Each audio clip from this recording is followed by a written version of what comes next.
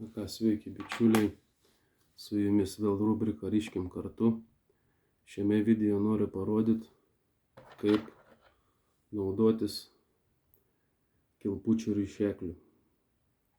Viskas labai paprasta, žinoma, reikia truputėlį pasitreniruoti, bet tikrai viskas įmanoma ir gaunat surišę labai idealias ir gražias kilputės.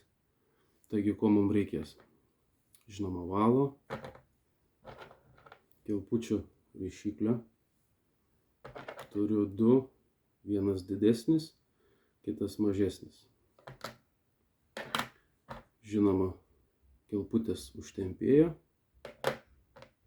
ir žirklučių. Taigi, visų pirma, imame valą, iš jo padarome kilpą. Laikydami kilpą imame ryšeklį, kabiname už ryšeklio apačios. Štai taip.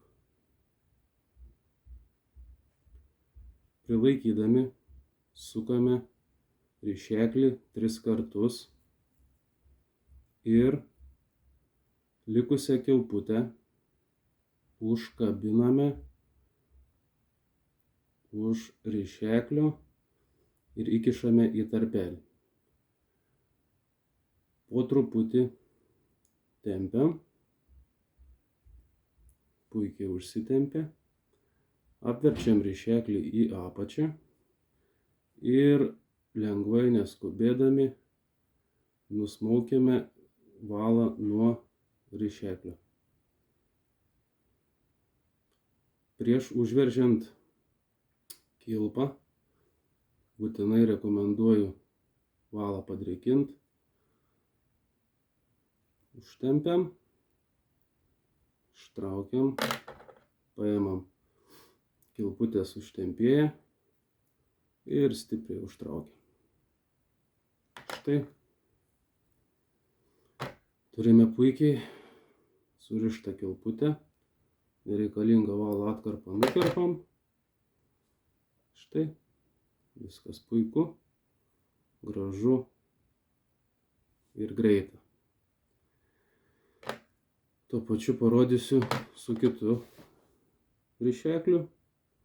Jis yra biškį mažesnis, tai su juo galima suformuoti mažesnę kilputę. Taigi, viską darom taip pat.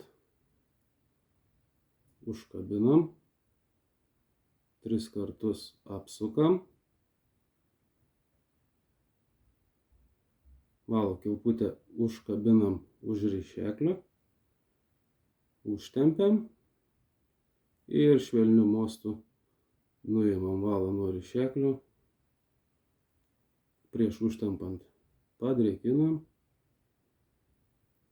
ištraukiam kilputę ir užtempiam su valo surišėju. Valo užtempėju, atsiprašau. Štai. Vėl turim idealią kilputę. Tai ką, tikiuosi šis video jums irgi pagelbės, o mes susitiksim kitose video. Iki.